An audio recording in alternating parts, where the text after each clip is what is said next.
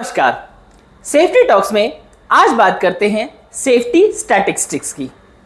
तो सबसे पहले समझते हैं कि सेफ्टी स्टैटिस्टिक्स होता क्या है।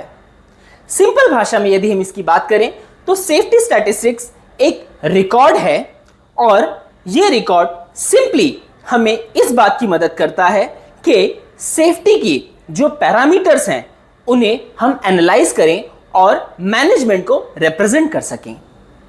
अब बात ये आती है कि वो कौन से पैरामीटर्स हैं जिन्हें सेफ्टी स्टैटिस्टिक्स में समाविष्ट किया जाता है। तो आइए देखते हैं। सबसे पहले बात की जाती है मैन आवर्स की। तो हमें यह पता होना चाहिए कि हमारे यहां जो भी काम हुआ है उसमें टोटल मैन आवर्स कितने हुए हैं। अगली बात आती है टोटल मैन पावर की या फिर average number of workers work on site, यानी कि एवरेज कितने इंसानों ने साइट पर काम किया है। अब बात यह आती है कि मैन आवर्स और एवरेज नंबर ऑफ वर्कर इनकी जरूरत क्यों है। इनकी जरूरत इसलिए है क्योंकि कुछ लैगिंग इंडिकेटर्स हैं जिन्हें कैलकुलेट करने के लिए हमें इन चीजों की आवश्यकता पड़ती है, जिन्हें हम आगे डिस्कस करेंगे। अब आगे बात करते हैं कुछ लैगिंग इंडिकेटर्स की। सबसे पहले हमें समाविष्ट करना होता है हमारी रिपोर्ट्स में, हमारी स्टैटिस्टिक्स रिपोर्ट में नंबर ऑफ नियर मिस। अगली चीज आती है नंबर ऑफ फर्स्ट एड। अगली चीज आती है नंबर ऑफ LTIs यानी कि लॉस्ट टाइम इंजरीज।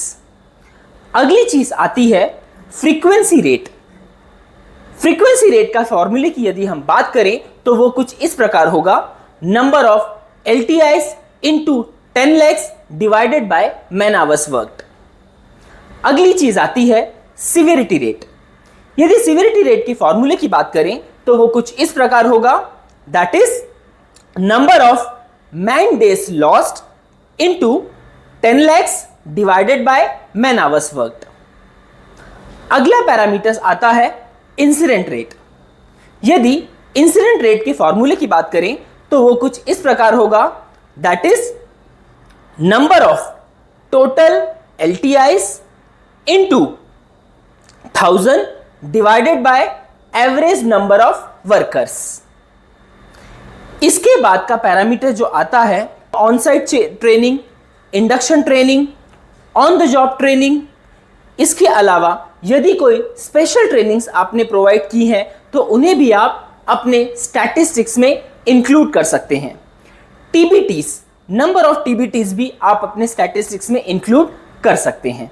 और अल्टीमेटली इससे आपको ये निकालना होगा कि मैन आवर्स यानी कि पर पर्सन के ऊपर आपने कितने घंटे दिए हैं ट्रेनिंग्स के लिए।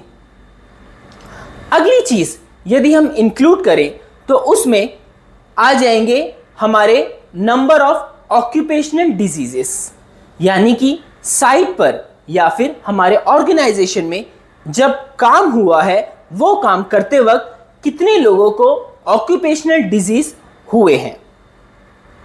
इसके अलावा यदि अगले पैरामीटर्स की बात करें तो अगले पैरामीटर्स में आएगा कि कितने number of observation safety department ने रेस किए हैं। अगली चीज आ जाएगी कि उसमें से कितने ऑब्जर्वेशन क्लोज हुए हैं और अगली चीज ये आ जाएगी कि उसमें से कितने ऑब्जर्वेशन अभी भी ओपन हैं। अगले पैरामीटर्स की यदि हम बात करें तो वो पैरामीटर्स होंगे कि कितने सेफ्टी वायलेशन प्रोवाइड किए गए हैं। अगली चीज ये आ जाएगी कि कितनी बार स्टॉप वर्क नोटिस दिया गया है। अगला पैरामीटर्स ये इंक्लूड किया जा सकता है कि कितने नंबर ऑफ पेनल्टीज इंपोज किए गए हैं। अगला पैरामीटर ये आ सकता है कि कितने अमाउंट ऑफ पेनल्टी इंपोज की गई है। अगला पैरामीटर ये आ सकता है कि number of safety promotional activities कितनी बार कंडक्ट की गई है।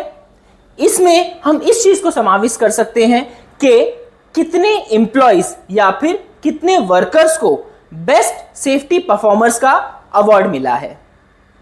इसके अलावा भी यदि आप चाहें तो बहुत सारे पैरामीटर्स को आप अपनी सेफ्टी स्टैटिस्टिक्स में इंक्लूड कर सकते हैं, लेकिन ये कुछ वो इंपॉर्टेंट पैरामीटर्स थे जो आपको आपकी सेफ्टी स्टैटिस्टिक्स में हर महीने इंक्लूड करने हैं और अपने मैनेजमेंट को सबमिट करने हैं। यदि इसके अलावा आपके कोई भी डाउट्स हैं तो प्लीज पूछिए, सेफ्टी टॉक्स आपके सारे सवालों के जवाब देगा। धन्यवाद।